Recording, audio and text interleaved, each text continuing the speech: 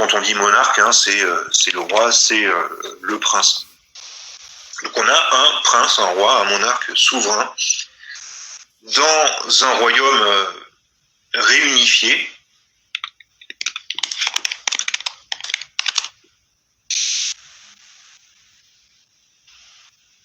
Dans un royaume réunifié, c'est ce qu'on avait vu au Moyen-Âge, hein, le roi va tenter petit à petit de récupérer les terres qu'il a perdues auprès des grands seigneurs hein, qui s'étaient accaparés les pouvoirs.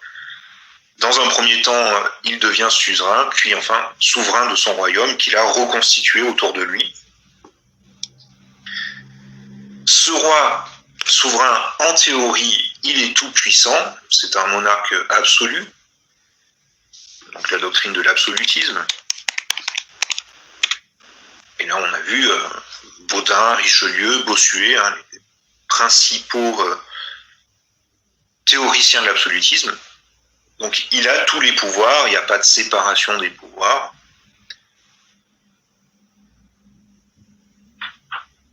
Alors là, on avait tout un tas d'expressions, si veut le roi, si veut la loi, etc. Le roi représente la nation tout entière. Mais, donc, en théorie, cet absolutisme n'est pas limité. Pouvoir absolu, en théorie.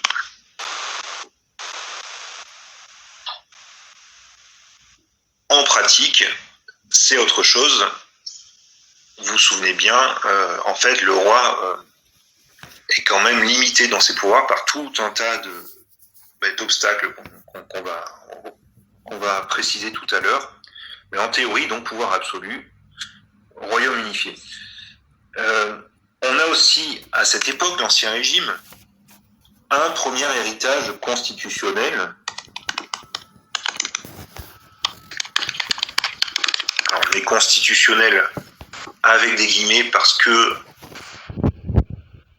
c'est pas encore les constitutions au sens où on entend aujourd'hui. C'est-à-dire que vont apparaître progressivement, et ça vous l'avez bien compris, quand j'ai bien vu dans l'examen, c'était souvent très bien compris, donc vont apparaître progressivement des règles pour encadrer la transmission de la couronne, la transmission du pouvoir, mais aussi la gestion du domaine de la couronne. Donc, des règles pour encadrer la transmission de la couronne, mais aussi la bonne gestion du domaine de la couronne, du domaine royal. Ce sont les fameuses lois fondamentales du royaume. Les lois fondamentales du royaume. Bon, je ne reviens pas sur ces lois. Indisponibilité, inaliénabilité, catholicité, etc., etc., primogéniture. Bon, tout ça, vous l'avez bien compris, avec cette idée que le roi est obligé de respecter ce cadre constitutionnel, entre guillemets encore, hein, ce cadre constitutionnel. Et quand il ne le fait pas, en général, hein, le Parlement fait appliquer les dispositions fondamentales à la mort du roi. Il va casser les testaments, etc. Donc le roi, en fait, est vraiment contraint par ces lois fondamentales du royaume. C'est un premier frein à son pouvoir absolu. On a vu aussi que l'Ancien Régime connaît une organisation administrative de plus en plus développée. L'administration, elle se développe vraiment sous l'Ancien Régime et surtout à partir du XVIIe siècle. On l'a vu avec le Conseil du roi, les différents ministères qui s'organisent. J'en ai un Conseil du roi.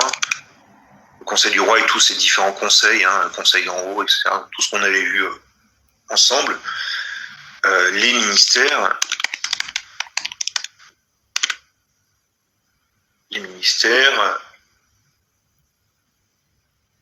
L'administration aussi décentralisée.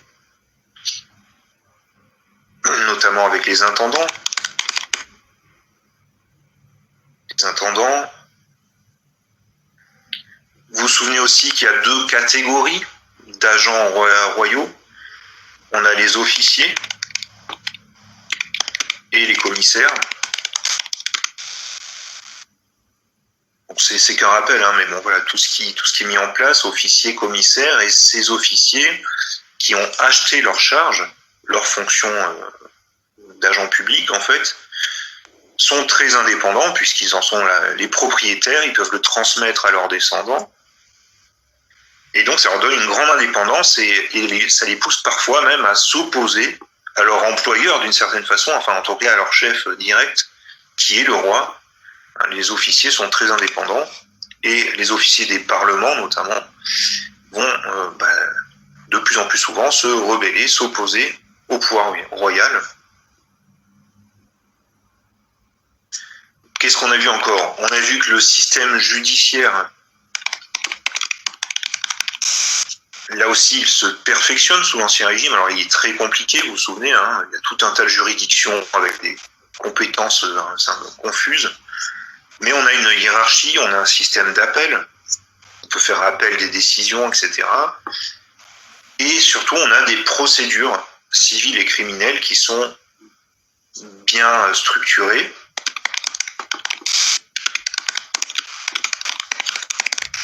Alors, criminel, aujourd'hui, on dirait procédure pénale,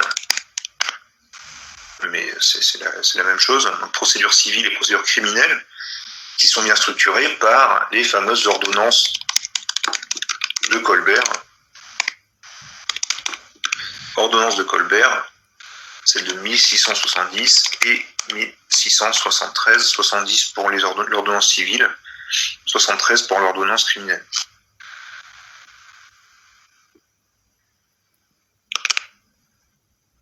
On a vu, je fais un petit rappel de vraiment ce qu'on a vu, histoire qu'on en finisse vraiment avec l'Ancien Régime. On a vu aussi que la procédure législative,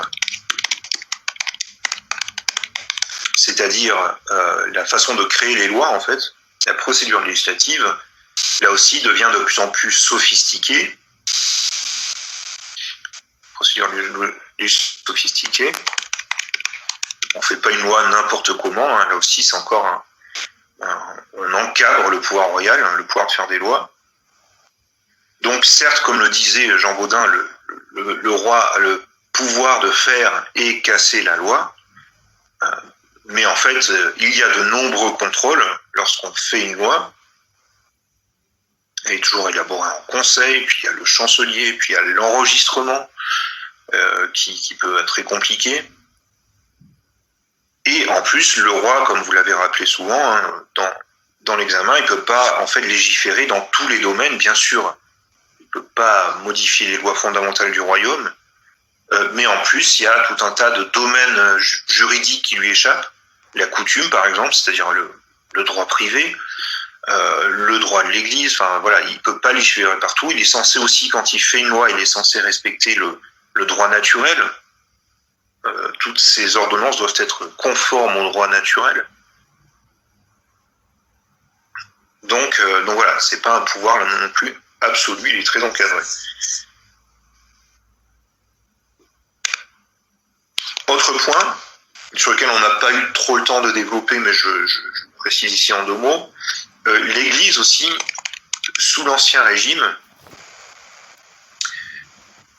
elle est en grande partie sous contrôle du roi. Le roi de France a, sous l'Ancien Régime, maîtrisé son Église. Donc elle est sous le contrôle du roi. En gros, ça veut dire qu'il n'y a pas d'ingérence politique du pape. Pas d'ingérence politique du pape dans l'Église de France et dans la politique française. Alors c'est un progrès parce que sous le Moyen-Âge, le pape tentait d'intervenir autant que possible. C'est plus possible sous l'Ancien Régime. Alors, l'Ancien Régime n'est pas encore laïcisé, au sens où on l'entend aujourd'hui, bien sûr, mais le pouvoir de l'Église, pour l'essentiel en France, hein, l'Église de France, bien sûr, pas le reste, est soumis au pouvoir temporel du roi. Donc l'Église n'est pas une sorte de contre-pouvoir, l'Église n'est pas un représentant direct du pape dans les territoires. L'Église de France est indépendante et globalement soumise au pouvoir royal.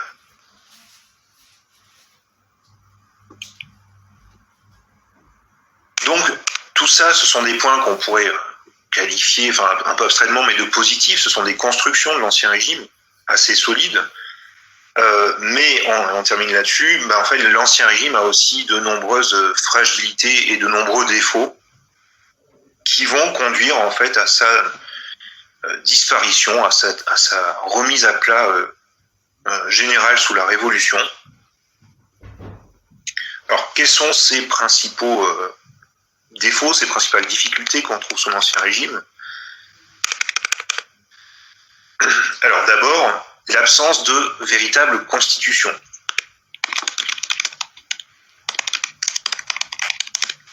Pas de véritable constitution. On a bien donc la constitution coutumière, les lois fondamentales du royaume. Mais cette constitution coutumière, elle protège uniquement l'État, le pouvoir, elle encadre l'État et le pouvoir, mais elle ne dit rien sur les sujets du roi. Alors d'ailleurs, à l'époque, on parle de sujets, on ne parle pas de citoyens, mais les sujets du roi, ils ne sont pas du tout concernés par ces lois fondamentales. Tout est tourné autour du roi et du domaine royal. Donc rien notamment sur les droits des sujets, etc., les garanties, tout ça. Donc c'est pas une véritable constitution au sens où on commence à l'entendre au XVIIIe siècle.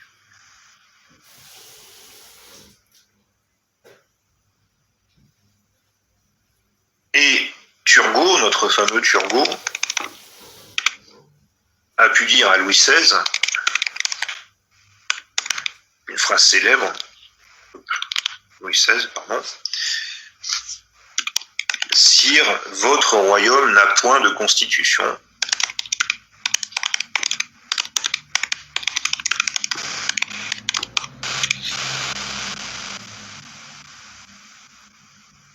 Turgot, un contrôleur général des finances, vous vous rappelez, sous Louis XVI, au début du règne de Louis XVI, qui avait tenté quelques réformes libérales pour libérer un peu l'économie. Donc, l'a rappelé à Louis XVI en disant que votre royaume n'a pas de constitution, n'a point de constitution. Qu'est-ce que ça signifie également? En fait, qu'il n'y a pas de séparation des pouvoirs.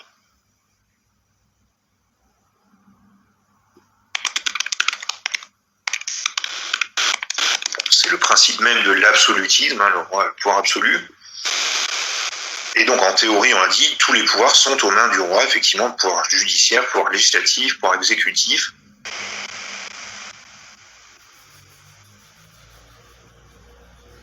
Mais en réalité, le roi est quand même très limité dans la pratique de ses pouvoirs. C'est ça qui le distingue de nombreux autres monarques.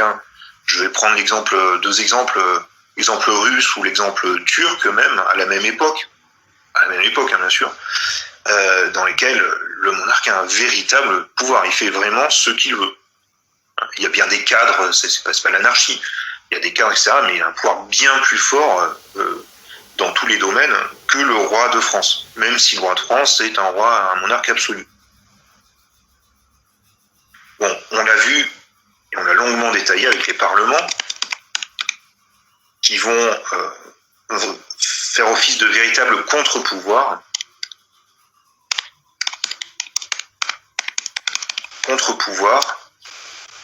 surtout à partir du XVIIIe siècle, et même au XVIIe siècle.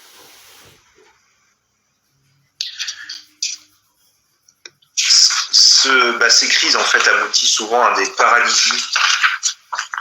paralysies en fait du royaume. On ne peut pas réformer, impossibilité de réformer. Autre problème, il n'y a pas de véritable représentation nationale.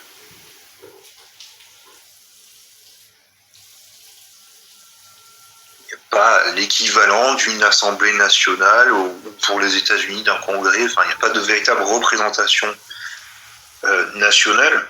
Il y a de très nombreux corps intermédiaires.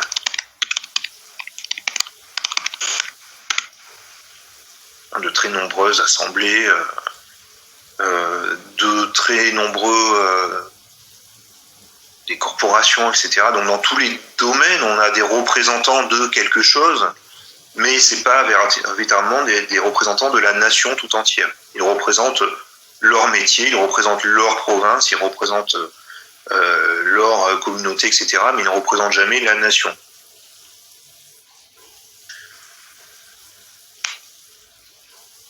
Les États généraux même, qui sont donc ces représentations les plus larges, les États généraux ne représentent pas la nation. Ça, on va y revenir tout de suite. Hein. Mais les États généraux représentent les 3 ordres. Ils représentent les ordres du royaume, et surtout pas la nation tout entière. C'est pas du tout la même idée.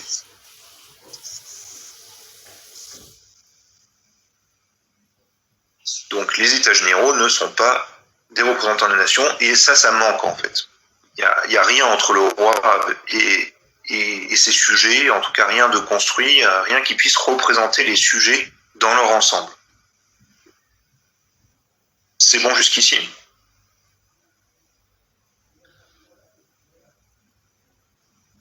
Ok, merci. Bon, n'hésitez pas hein, si je vais trop vite ou si c'est pas clair. Alors, on a vu enfin que sous l'Ancien Régime,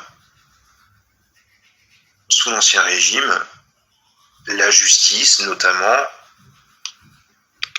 on avait fini là-dessus, hein, la justice, puisqu'on fait un peu histoire du droit quand même, la justice est très complexe, l'organisation judiciaire est très complexe, il y a beaucoup trop de juges, elle est en partie irrationnelle, les compétences sont mal définies, et surtout cette justice, elle est très lente, elle est très coûteuse. Bon, sur la lenteur, vous me direz, ça n'a pas changé, hein. On a toujours ce problème. Elle est très coûteuse. Et au XVIIIe siècle, les scandales judiciaires, on en a présenté quelques-uns, les scandales judiciaires ne passent plus. Et la justice, pour les philosophes des Lumières,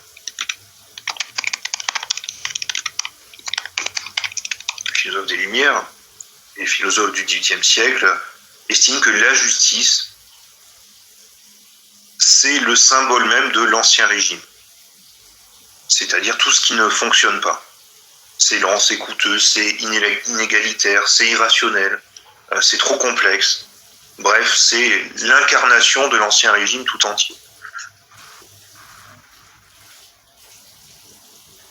Et enfin, les 2 problèmes qui vont finir d'achever cet Ancien Régime, d'abord c'est l'état catastrophique des finances royales.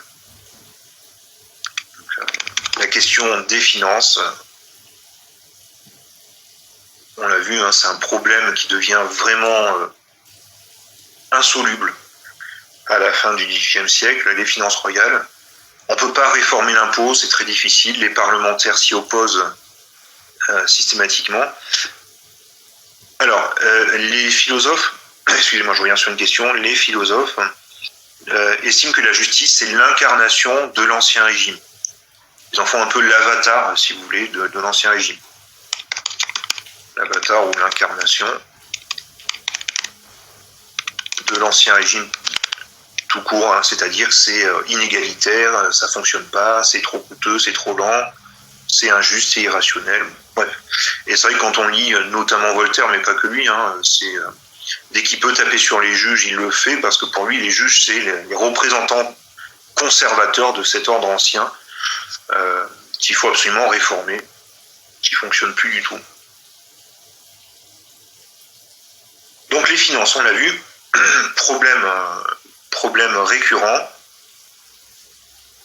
Et le problème, c'est que la seule partie de la population qui participent à l'impôt, en fait, ce sont les non privilégiés, c'est le tiers état. On n'appelle pas encore tout à fait comme ça, mais c'est en gros le clergé et la noblesse échappent très largement à l'effort de l'impôt. Le tiers état est accablé d'impôts, et ça va jusqu'à gêner, y compris les riches bourgeois, dont l'activité est étouffée par cet impôt, et évidemment aux paysans les plus pauvres, les plus modestes. Et il n'y a pas de solution, on en a cherché partout, il n'y a aucune solution. Et enfin, c'est aussi le symbole d'une société irréformable. C'est jamais très bon. Alors, la réforme pour la réforme, ça c'est pas bon non plus. Mais lorsqu'on peut pas... Alors, est-ce que les impôts étaient adaptés selon les revenus? Alors bon, là, la question fiscale, j'en ai volontairement pas parlé parce que ça change beaucoup, c'est très complexe. Il y a des réformes en ce sens, oui, au XVIIIe siècle, pour une meilleure équité dans la répartition des impôts. Mais en fait, ces réformes-là sont systématiquement bloquées par les parlementaires, qui justement ne veulent surtout pas payer d'impôts, ce sont des privilégiés. Et donc, voilà, tout ça tombe à l'eau systématiquement. Mais en proportion, non, effectivement, c'est vraiment les plus pauvres qui paient, qui paient les impôts de façon complètement disproportionnée, surtout au regard des classes privilégiées qui n'en paient pas ou presque pas.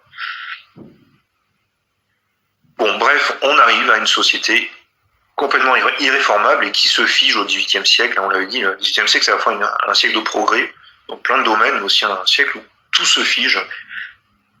On l'a dit, les bourgeois, par exemple, ne peuvent plus accéder à la noblesse. L'ascenseur social, alors l'utilisez pas dans une copie, parce que l'ascenseur social au XVIIIe siècle, on peut pas utiliser cette expression-là, mais c'est pour que ça vous parle davantage, est vraiment bloqué. Donc le bourgeois ne peut pas accéder à la noblesse. Le compagnon ne peut pas accéder à la maîtrise, ne peut pas devenir patron de sa propre boutique. Enfin, les paysans s'appauvrissent, puisqu'on commence à développer une agriculture capitaliste.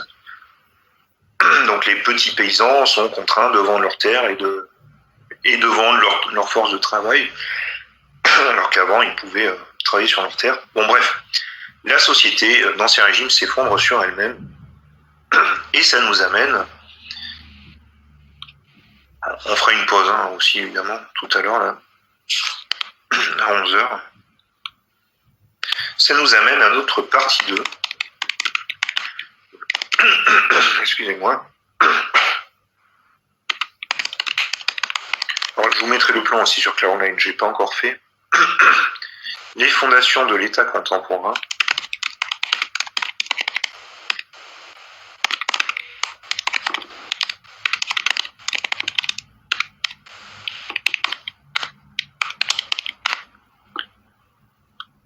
Les fondations de l'État contemporain, la Révolution et l'Empire.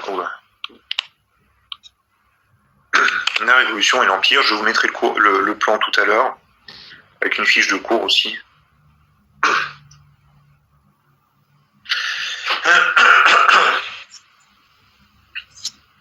Bon, je vais y arriver.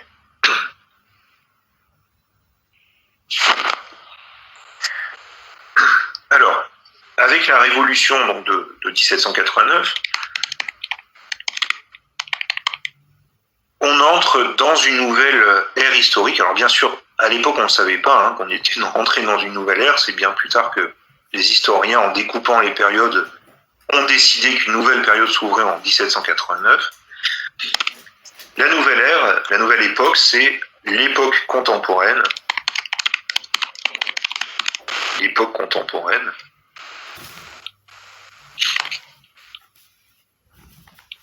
C'est-à-dire, en gros, 1789 à 2000, jusqu'à aujourd'hui, a priori, aujourd'hui encore, on serait toujours dans l'époque contemporaine en 2021. Alors, c'est possible que dans quelques années, quelques décennies, je sais pas, on décide que finalement, on est déjà dans une autre période, et c'est vrai que c'est peut-être temps de définir une nouvelle époque, je sais pas. parce qu'il y a quand même beaucoup de choses qui ont changé très profondément, y compris dans nos pays occidentaux. Mais bon, a priori, on est toujours dans cette époque contemporaine qui s'ouvre en 1789. Alors, cette période, 1789-1815,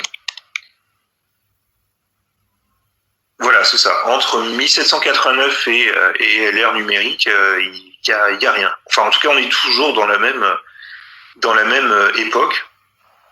Bon, vous me direz, entre 1453 et 1789, il y a aussi quand même beaucoup de choses qui ont changé. Vraiment beaucoup de choses. On s'en rend moins compte aujourd'hui, parce que pour nous, c'est très vieux, mais effectivement, il n'y a pas vraiment de découpage, en tout cas en grande période. Et par exemple, moi, je suis considéré comme un historien contemporain. En réalité, moi, je travaille beaucoup sur le 19e siècle, un petit peu sur le 20e, mais à peine. Et même cette période, je la maîtrise pas à 100%. Hein. C'est très complexe. Donc même les historiens sont spécialisés par époque ou par période. En fait, par petits bouts d'époque, parce qu'on peut pas tout savoir, évidemment. Bon, bref. 1789-1815, c'est quand même une période capitale, même encore aujourd'hui, hein, qui a toujours des effets aujourd'hui, pour notre société, nos institutions et notre État. Puisqu'en fait, une grande partie de notre droit, et là je parle vraiment de droit contemporain, hein, une grande partie de notre droit et de nos institutions ont été créées sur ces quelques années, trouvent leur fondation entre 1789 et 1815. C'est vraiment cette époque, à cette époque se crée la plupart de nos institutions et notre droit. Enfin, notre droit contemporain. Donc, en 26 ans, hein, sur cette période qui dure 26 ans, entre 89 et 1815, la France s'est tellement transformée qu'en réalité, elle n'a plus grand-chose à voir avec la France d'Ancien Régime. Il y a vraiment une vraie rupture. Il y a des continuités, il y a toujours des continuités en histoire. Il n'y a jamais de table rase absolue. Mais là, il y a quand même une vraie rupture. On change totalement de logique de société. Et donc, effectivement, après 26 ans de révolution, puis de règne de Bonaparte, la France est radicalement transformée. Alors, cette période, elle est aussi très importante parce que c'est à cette époque qu'apparaissent en France et dans le monde, un peu partout dans le monde, les premières véritables constitutions.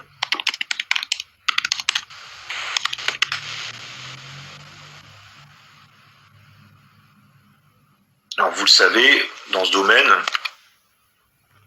la France a été précédée par les États-Unis. Donc les États-Unis ont eu leur constitution avant la France. La constitution américaine a été adoptée le 17 septembre 1787. C'est une convention qui s'était réunie à Philadelphie et elle est entrée en application au 4 mars 1789. Donc un tout petit peu. Il y a eu aussi la constitution corse, c'est tout à fait vrai, qui a précédé la constitution. Il y a aussi quelques constitutions en Europe, hein, dans des principautés. Donc oui, bien sûr, je prends la constitution européenne, américaine parce qu'évidemment c'est la plus emblématique, mais il y en a eu d'autres. Hein. L'idée c'est que la constitution française n'est pas la première. Parfois il y a cette espèce de confusion, c'est pas du tout la première. Et vous avez tout à fait raison, la constitution corse a précédé la constitution française. Alors, c'est donc le temps des constitutions au sens contemporain, puisqu'on a dit qu'il y avait bien une constitution coutumière, mais même Turgot disait, bon, ça, c'est pas une vraie constitution. Alors, c'est le temps des constitutions au sens contemporain. Comment définir une constitution? Alors, bon, je sais que vous l'avez vu en longueur en droit constitutionnel, hein, je n'irai surtout pas vous faire un cours de droit constitutionnel, c'est pas du tout ma compétence. Juste quelques points pour voir ce qu'on entend par constitution en cette fin de XVIIIe siècle. D'abord, la constitution, c'est un acte de souveraineté un acte de souveraineté. Et plus précisément, c'est la règle qu'un peuple se donne à lui-même.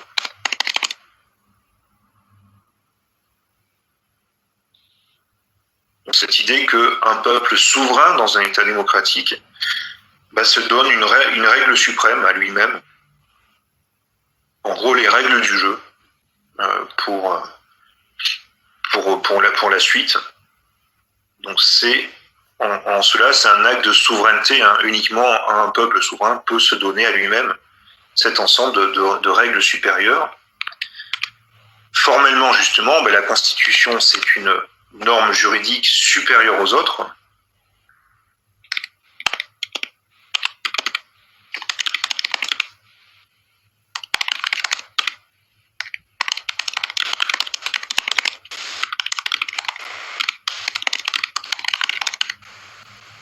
Donc une norme juridique supérieure à l'ensemble des autres normes juridiques.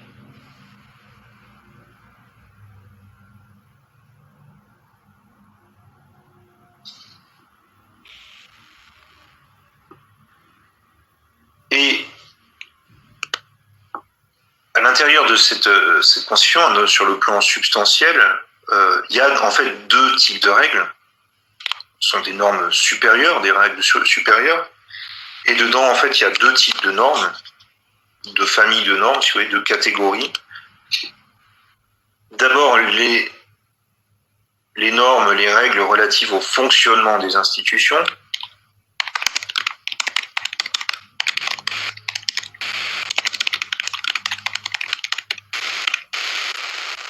Comment on fonctionne, comment est réparti le pouvoir, entre quel et quel organe, etc.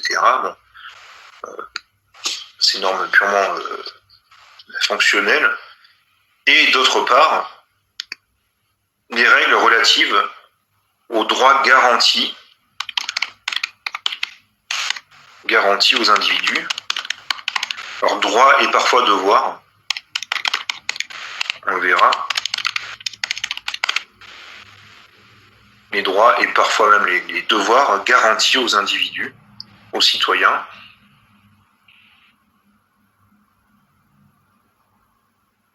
Et ces deux types de règles, elles sont bien rappelées, on en reparlera plus longuement, dans la DDHC, Déclaration des droits de l'homme et du citoyen. Déclaration des droits de l'homme et du citoyen.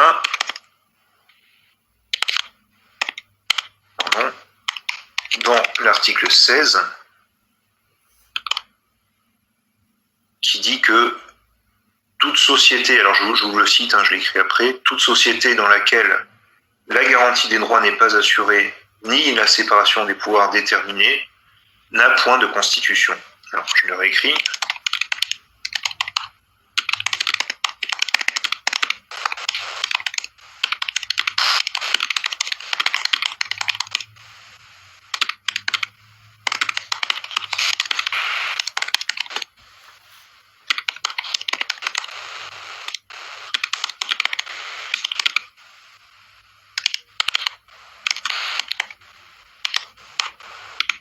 Toute société dans laquelle la garantie des droits n'est pas assurée, ni la séparation des pouvoirs déterminée, n'a point de constitution.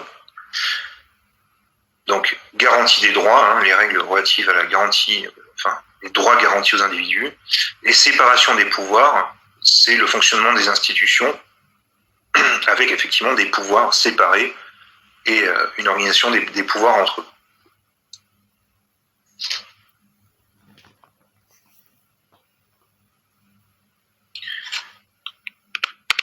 Alors, en cette fin de XVIIIe siècle, aux États-Unis et en France en particulier, le cas qu'on va étudier,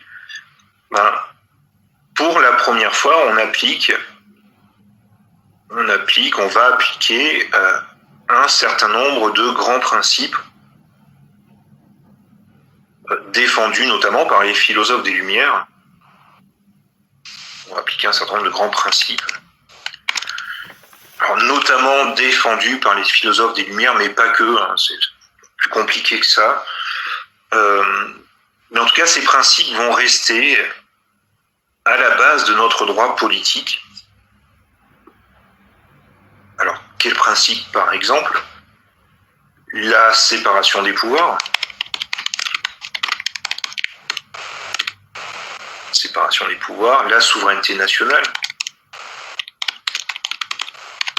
On y reviendra, hein, mais l'idée que non, c'est plus le roi qui est souverain, c'est la nation. L'idée d'un gouvernement représentatif.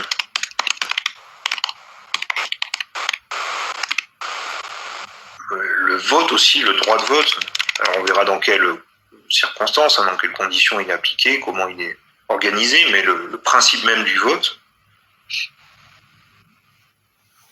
Donc, bref, on va mettre, et non sans difficulté, hein, d'ailleurs c'est un très très très très long processus, et c'est jamais gagné à 100%, mais on va mettre pour la première fois en œuvre la démocratie.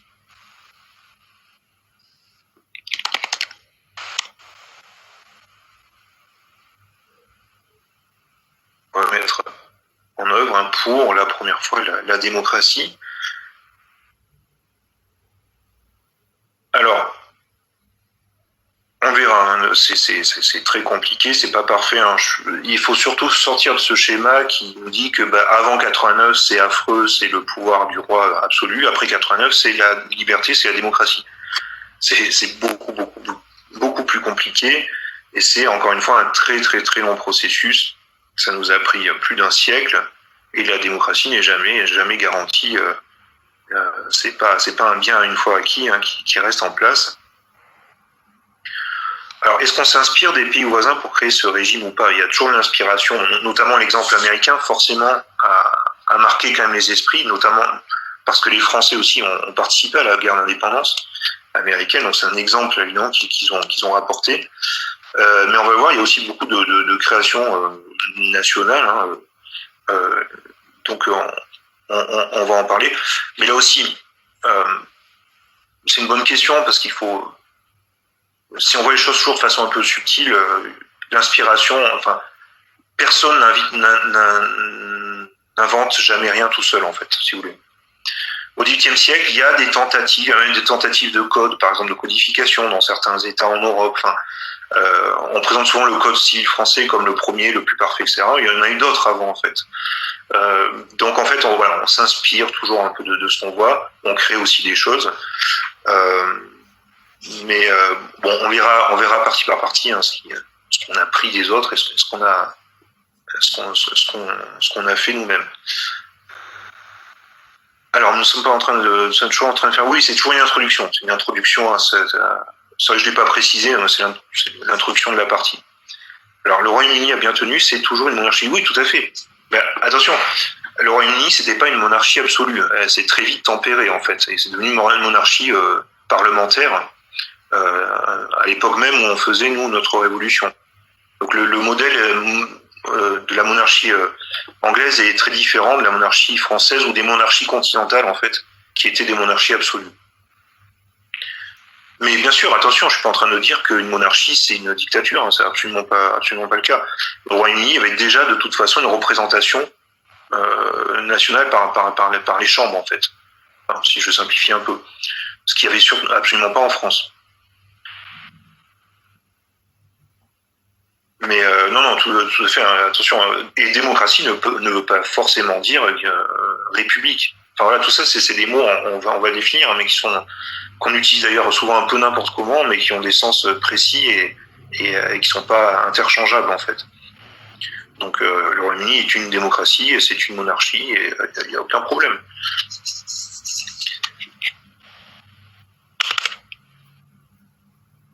Alors, pour terminer cette introduction effectivement à cette partie, et après on fait la pause. Cette période de 26 ans, j'ai décidé de les mettre ensemble. On va voir qu'il y a des sous-périodes bien sûr, mais en gros de 89 à 1815, c'est-à-dire jusqu'à la défaite finale de Napoléon. De 1789 à 1815, cette période de 26 ans en fait est très très riche en événements intérieurs et extérieurs. Et je vais prendre une classification alors qui est tout à fait discutable. Là aussi, hein, c'est encore une fois, tout ce qu'on vous dit de toute façon est discutable. En tout cas, il y a d'autres représentations possibles. Je prends celle-là pour des raisons pédagogiques. C'est pas forcément celle qui me semble la plus juste dans l'absolu, mais elle est très claire. C'est celle de Robert Chaban, en fait, qui utilise une classification qui, d'un point de vue pédagogique, est intéressante. D'un point de vue historique, est un peu plus discutable. Alors, pour se repérer, alors, en gros, il y a une première période, c'est la monarchie constitutionnelle. On appelle ça la démocratie royale. Alors, monarchie constitutionnelle. Alors, Robert Chaban. Attendez, je vous l'écris. Robert Chaban.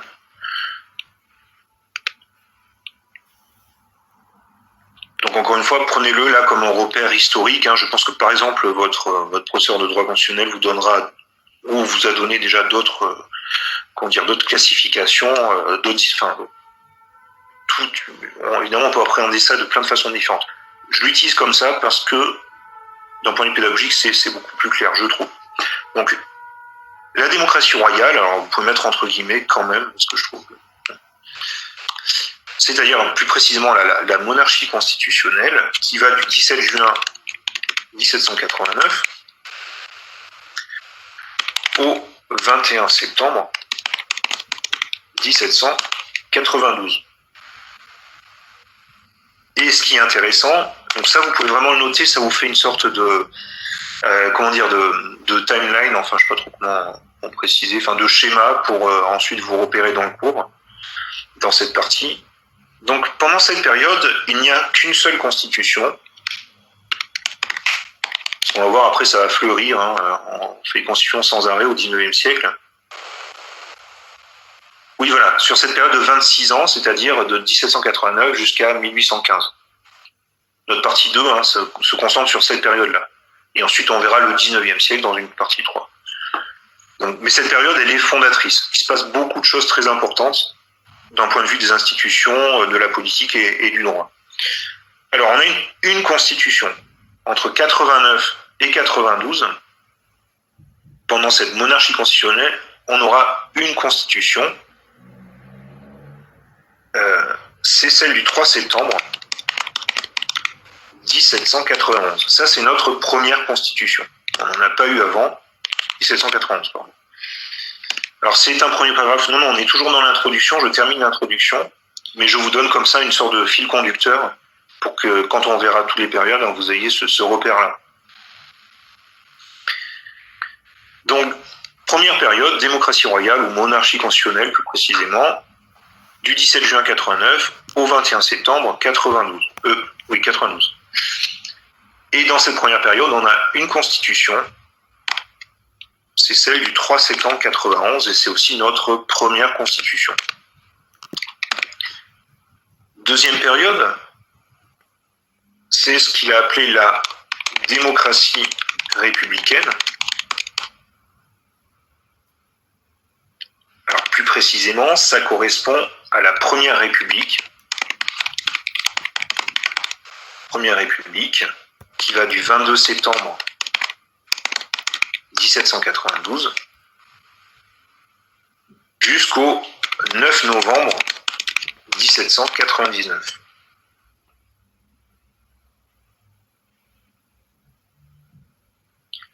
Je termine ça, on fait la pause, juste après, je vous laisserai un quart d'heure de pause, ne vous inquiétez pas. Donc cette démocratie républicaine, qui correspond en fait à notre première république, et donc qui irait, là aussi c'est discutable, hein, peu importe, 22 septembre 92 au 9 novembre 1799. Alors, on a deux constitutions sur cette période. Et on va commencer à les enchaîner, les constitutions. Deux constitutions. D'abord celle du... Et on verra en détail, hein, vous inquiétez pas, on verra ce que c'est. Là, je vous donne juste le schéma. Celle du 24 juin 1793, à proprement parler, Première République. constitution de la Première République, et celle du 22 août 1795, qu'on appelle aussi la Constitution de l'an 3, puisque pendant une certaine période, on va utiliser un nouveau calendrier que personnellement je ne maîtrise pas encore parfaitement, parce que je suis nul en maths déjà, et puis j'ai du mal, je suis obligé de vérifier. Bon, bref, Constitution de l'an 3, qui va installer un régime qui s'appelle le Directoire.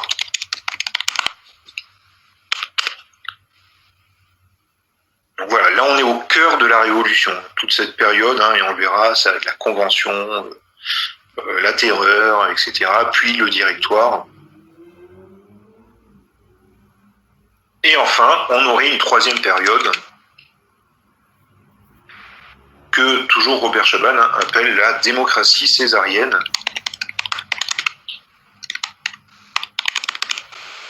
Démocratie césarienne. Alors césarienne au sens de César, pas de l'opération, bien sûr. César, Jules César. Donc, elle correspond à l'époque, ici, du consulat,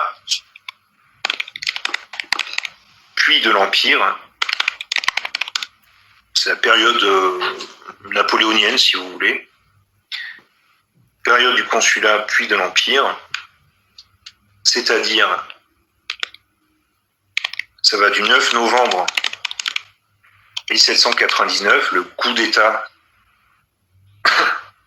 de Bonaparte,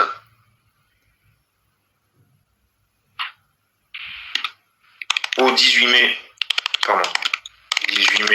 1804, instauration de l'Empire.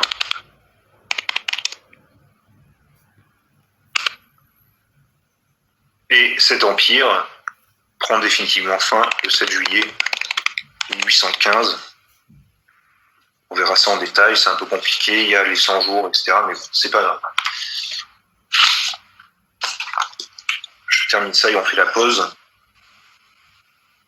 À ce moment-là, on a 3 constitutions, mais on les verra en détail, on verra ce qu'il y a dedans, enfin vous inquiétez pas, c'est juste pour donner un schéma. Celle du 12 décembre 1799, qui met en place le consulat, nouveau régime, un régime dont on verra qui est un régime autoritaire en réalité, donc 12 décembre 1799 qui met en place le consulat.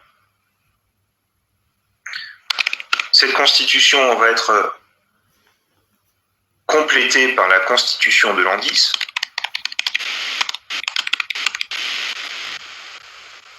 et alors ça c'est la constitution de l'an 8.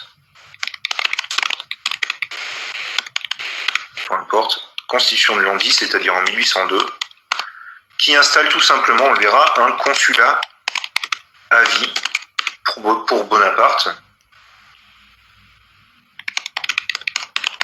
pour le premier consul. C'est le début vers l'Empire, bien sûr. Et ensuite, on a la constitution de l'an 12, donc c'est celle du 18 mai 1804, qui instaure l'Empire. Le premier empire, puisqu'en fait il y aura un second empire, dont on parlera plus tard. Le premier empire, c'est 1804, avec Napoléon Bonaparte comme empereur. Voilà. Alors voilà pour cette présentation, et évidemment on va rentrer dans les détails de chaque période. Vous voyez, en fait, il se passe déjà beaucoup de choses d'un point de vue purement constitutionnel et politique, évidemment. Ce schéma ces dénominations sont pas vraiment exactes, parce qu'en fait, alors pourquoi on parle d'an ? Effectivement, bonne question. Parce que les révolutionnaires ont décidé de refonder le calendrier, non plus sur la base chrétienne, de la naissance du Christ, mais à partir du début de la Révolution. Ce qu'ils considèrent comme être le début de la Révolution, l'an 1, donc, et l'an 1, donc en 92. Et ils ont compté comme ça à partir de 92, en gros, en 1, en 2, en 3, en 4, en 5. Voilà. On va l'abandonner, en fait, en gros, après, même sous l'Empire, déjà, on y revient un peu. Donc ça sera un calendrier qu'on va abandonner par la suite. Mais le problème, c'est que tous les actes juridiques, notamment, toutes les lois, etc., sont, sous la Révolution, actés sous ce nouveau calendrier, en tout cas en grande partie. Donc il faut... mais je vous embêterai pas avec ça, hein. Je vais aller... je vais pas vous imposer le calendrier révolutionnaire, mais il faut savoir qu'il existe. Donc voilà, faut aussi savoir une chose, c'est que même sous l'Empire, on va encore présenter le régime comme une république. En fait, jusqu'en 1807, en gros, donc on est vraiment au cœur de l'Empire, dans les documents officiels, on parle encore de République française, en fait. Alors ça fait quand même un moment qu'on n'est plus vraiment en République, hein. Le consulat, c'est pas proprement parler la République, et l'Empire encore moins. Mais bon, le terme de République va rester longtemps.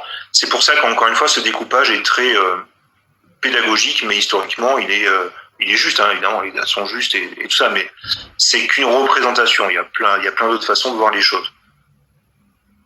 Bon, on va partir là-dessus. Je vous donne le titre du chapitre et on fait une pause d'un quart d'heure, hein, histoire de prendre un café quand même.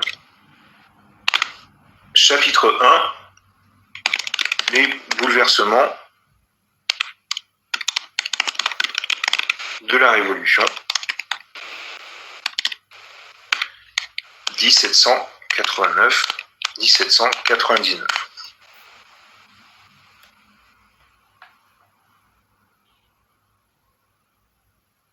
Allez, on fait une petite pause et on reprend, quoi. Il est 11h10. Ou aller à vraiment 25 grand maximum, hein, si ça vous va. On prend à 11h25 maximum. À tout à l'heure.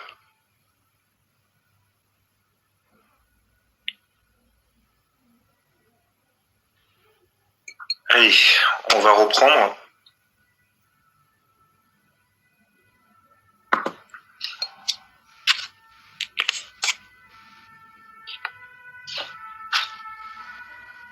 Donc chapitre 1, les bouleversements de la Révolution,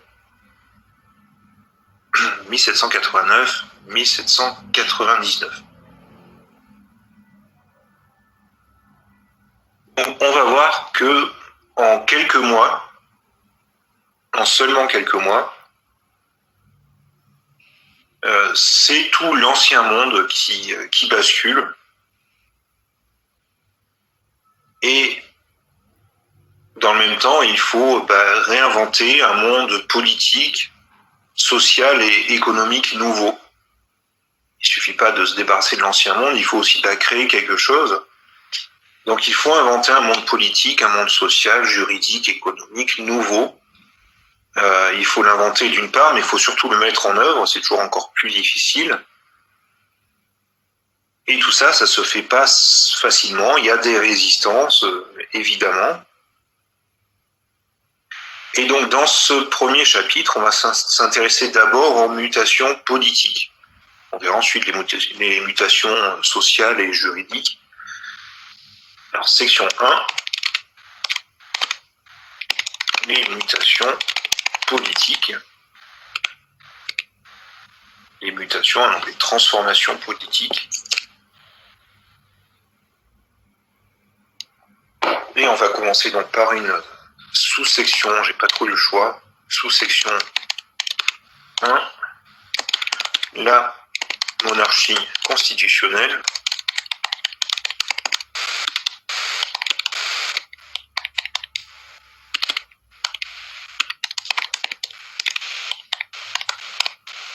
C'est pour ça que je vous avais donné les dates avant des grandes divisions.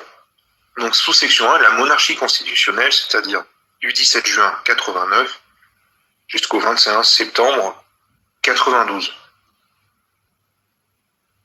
Alors petit détail aussi, parce que j'ai lu dans beaucoup de copies, alors pas forcément en première année, je me rappelle plus maintenant, ça remonte un peu, mais là, dans les copies de deuxième et troisième année que je corrige, c'est des fautes de frappe, ça je le sais très bien, mais quand elles sont systématiquement dans la copie, c'est embêtant. quand je vois par exemple 1992 au lieu de 1792. Faites attention, ça peut arriver une fois, mais quand c'est dans toute la copie, il y a un problème. Je sais que 1992 pour vous, c'est déjà le Moyen-Âge, mais c'est pas si vieux. Donc faites quand même attention à ça. Donc 1792. Alors vous vous souvenez, on a vu, il y a eu des siècles, en particulier un siècle de blocage, de paralysie, de crise. C'est le XVIIIe siècle, on l'a rappelé tout à l'heure. Et face à tous les problèmes qui s'accumulent, Louis XVI, qui est récemment entré en fonction, Louis XVI, après le règne assez catastrophique de Louis XV, en tout cas un règne qui a été très difficile, Louis XVI décide de convoquer les États généraux. Il convoque les EG, les États généraux. Et vous vous souvenez, en fait, ces États généraux n'avaient pas été réunis depuis 1614. La dernière fois qu'un roi avait convoqué les États généraux, c'était en 1614. Évidemment, Louis XIV ne l'a jamais fait, tout à fait contraire à son mode de gouvernement, Louis XV non plus. Et donc on convoque les États généraux après plus d'un siècle, sans l'avoir fait. On a un peu oublié comment faut faire. Mais la situation est tellement grave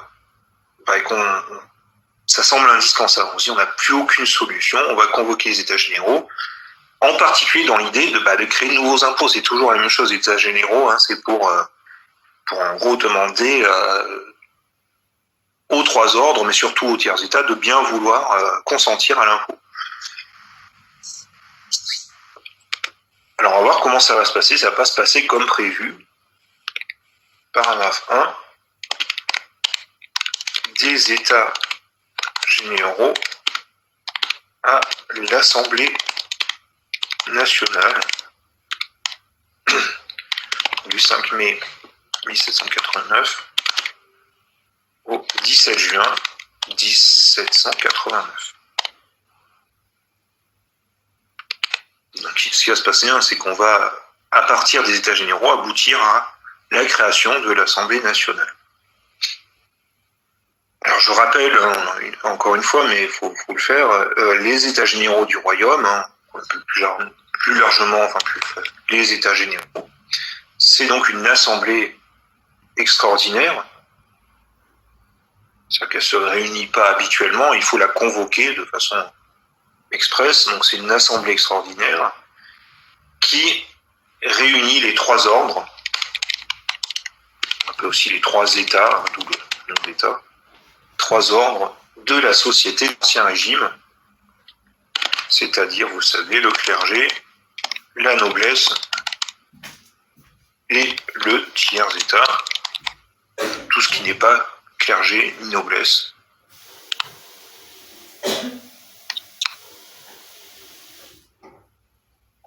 Alors, ces États généraux, on les convoque, c'est le roi, bien sûr, qui prend l'initiative. Le roi qui les convoque est toujours dans des conditions exceptionnelles. On ne fait pas ça pour s'amuser, c'est quand c'est vraiment nécessaire, donc soit en cas de crise financière ou politique, les deux vont souvent ensemble, crise financière ou crise politique, en cas de guerre aussi, dans une situation vraiment d'urgence militaire en cas de guerre, ou pour résoudre des questions diplomatiques majeures. Souvent quand il y a des successions, quand il y a des prétendants étrangers au trône, etc. Dans des affaires diplomatiques majeures. Et ces États généraux, c'est la seule assemblée, c'est le conseil le plus large que le roi puisse convoquer, et c'est la seule assemblée qui est vraiment habilitée, qui est habilitée à réformer la fiscalité générale. On l'a dit, c'est la seule seul conseil qui peut vraiment donner un véritable consentement à l'impôt. C'est la seule assemblée qui peut réformer vraiment en fond la fiscalité ou statuer sur des problèmes dynastiques, de transmission du pouvoir, etc. Un dernier rappel, ces états généraux, ils ont été créés au Moyen-Âge. La première fois qu'on les convoque, c'est en 1302, c'est Philippe le Bel, qui est le premier roi véritablement souverain, on l'a dit, c'est le premier roi qui accède à la souveraineté. Philippe le Bel va convoquer ces états généraux, justement, entre autres, pour des raisons fiscales. Alors, sur quel principe, je suis obligé de préciser un peu ces états généraux pour bien voir la différence avec l'Assemblée nationale. Alors, sur quels principes sont fondés ces états généraux? Pour réunir les trois ordres, pourquoi on le fait? Quel est le sens qu'on donne à tout ça? C'est que d'abord, il y a un principe, là aussi qu'on oublie un peu quand on parle de la monarchie d'Ancien Régime, c'est que les peuples du royaume, les sujets du roi, ne sont pas tributaires. Ils sont libres. A priori, les sujets du roi, tous les sujets du roi, y compris le tiers d'État, est constitué d'hommes et de femmes libres. Il y a le cas un peu particulier quand même des serfs, qui existent encore, le servage, mais bon. Donc, en tant qu'individu libre, on ne peut exiger d'eux aucune contribution, c'est-à-dire aucun impôt, pour simplifier, pas de contribution sans leur consentement.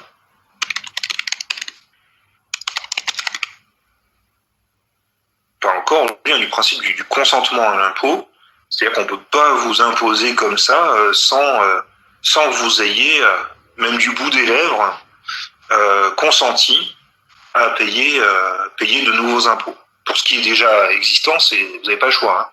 Mais s'il y a de nouveaux impôts qui vous tombent dessus, il va falloir votre consentement. Autre principe, ça vous le savez, on en a déjà parlé, le gouvernement du roi se fait toujours par conseil. Le roi gouverne par conseil. Et les états généraux, c'est le conseil le plus large que le roi puisse convoquer, bien sûr, puisque là, il convoque des représentants des trois ordres du royaume. En revanche, les états généraux, cette assemblée, n'a aucun rôle législatif ou juridictionnel. C'est pas elle qui fait la loi. Pas de rôle législatif ni juridictionnel. Donc, elle ne fait pas la loi, elle ne rend pas la justice.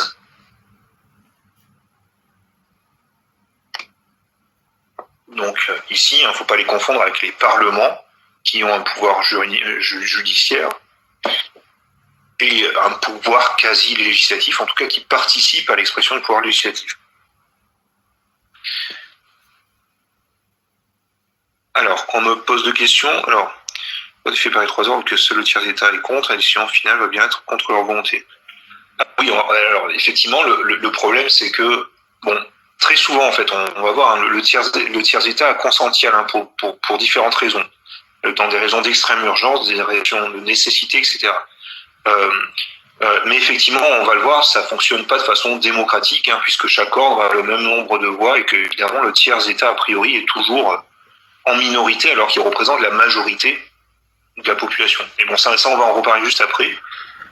Mais le principe est quand même celui-là, c'est-à-dire que le roi peut pas écraser d'impôts y compris le tiers état, s'il n'y a pas, en tout cas, une forme de consentement qui aura été exprimé dans le cadre des états généraux. Même si bien entendu, encore une fois, c'est pas un vote à la majorité au sens où on entend aujourd'hui.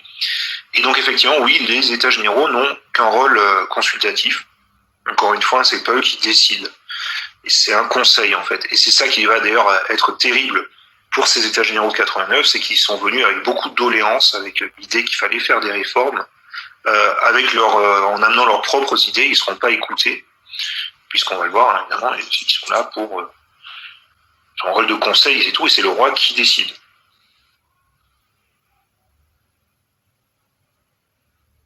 Dernier détail, et ça qui est très important, on va le voir dans le processus, dans le fonctionnement.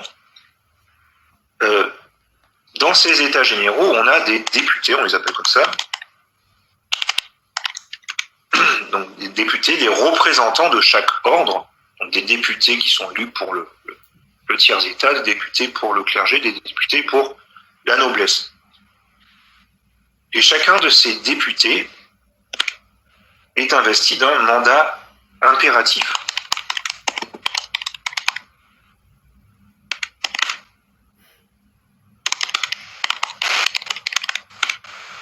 Alors, c'est pas un mandat représentatif comme nos députés actuels, comme le mandat des députés, on verra, de l'Assemblée nationale sur la Révolution, c'est un mandat impératif. Qu'est-ce que ça veut dire? C'est-à-dire que ces députés doivent impérativement porter les doléances, c'est-à-dire les demandes, doivent impérativement porter les doléances des habitants de leur circonscription.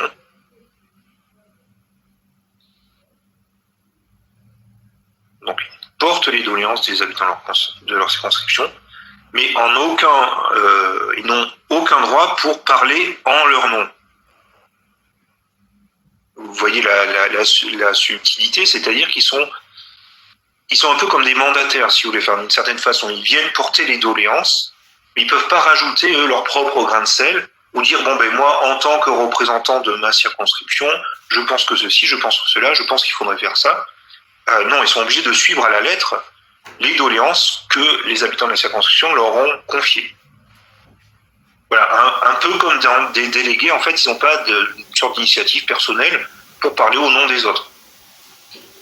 Ils sont vraiment les mandataires ils n'ont pas de marge de manœuvre, quoi. Aujourd'hui, un député, par exemple, à l'Assemblée nationale, il représente son département, mais évidemment, il se fait élire sur un programme, plus ou moins, mais ensuite, il fait quand même ce qu'il veut. Il va parler au nom du département, mais avec ses propres idées, avec ses propres projets, etc. Il ne reçoit pas sans arrêt les doléances de ses administrés. En tout cas, il peut les recevoir, mais il en fait ce qu'il veut. Il peut les suivre comme ne pas les suivre, ou proposer autre chose.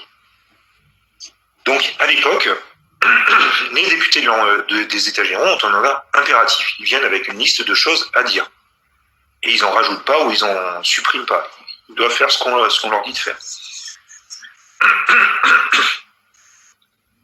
Bon, voilà pour les États généraux. Et on va voir ensuite comment ça se transforme en Assemblée nationale. Donc, grand 1, l'élection des représentants. On va voir comment se passe cette convocation des États généraux en 1789. Alors, nous sommes en pleine... Excusez-moi, j'arrive pas à parler, c'est terrible.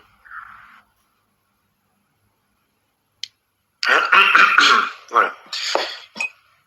Nous sommes donc en pleine crise financière, tout ce qu'on a, et de blocage, de paralysie des réformes, etc. Tout ça, on l'a bien vu le semestre dernier. Et par un arrêt du Conseil, donc en date du 8 août 1788, le Conseil du roi, donc le roi décide, le roi Louis XVI en l'occurrence, décide de convoquer les États généraux pour le 1er mai 1789. Donc ça s'organise un peu en avance, évidemment, on ne convoque pas comme ça, surtout dans une époque où les moyens de communication sont compliqués. On lance la convocation, donc on prend cette décision en août 88, et la première session est censée se tenir le 1er mai 1789. Entre-temps, il faut donc organiser l'élection des députés des États généraux. Et on ne l'a pas fait depuis un moment, je vous dis, on ne sait plus trop, il faut s'y remettre. Donc Louis XVI, dans cette convocation, rassure le peuple. Voilà, bon, je convoque les États généraux, il faut absolument l'avis du peuple, et il promet surtout un futur meilleur. Donc il promet notamment, je ne vais pas tout vous lire, mais je vous donne un peu son programme, d'abord de demander à la nation de consentir à l'impôt, en disant c'est son droit de consentir, c'est à la nation de dire ce qu'elle pense.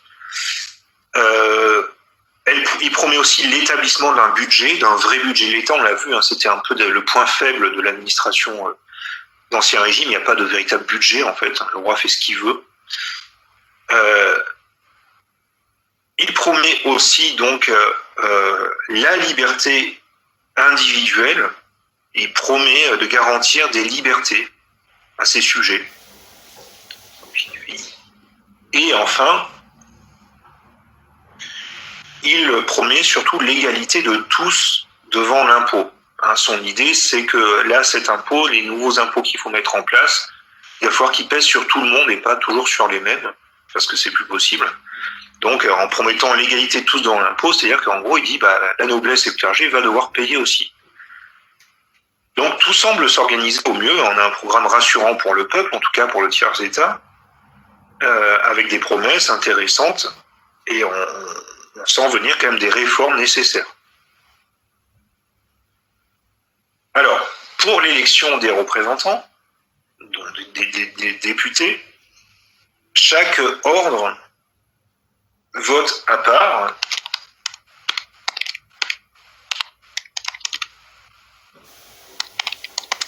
Les ordres votent à part, ils votent séparément pour élire ses propres représentants.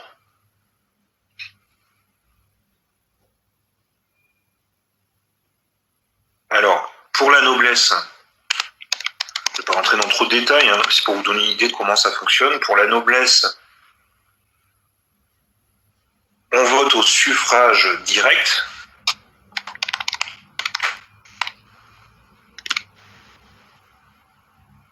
Et on a 200 députés pour la petite noblesse, parce que la noblesse elle-même est divisée, comme le clergé, en grande noblesse et petite noblesse. La petite noblesse, 200 députés. La haute noblesse, la grande aristocratie, elle a 70 députés.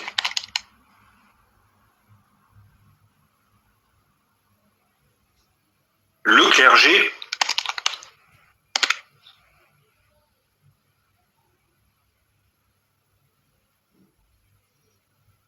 donc le clergé a ses propres assemblées, et les assemblées dans le clergé est très organisé, très structuré. Là aussi, il va y avoir des débats assez houleux entre le bas clergé et le haut clergé.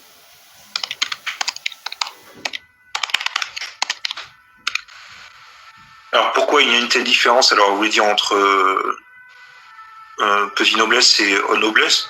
Pourquoi il y a 200 députés pour la petite noblesse et 70 pour la haute aristocratie? Attendez, j'ai écrit. Alors tout simplement pour des raisons il y a beaucoup plus de petits nobles que de grands aristocrates en fait. Même chose pour le clergé en fait.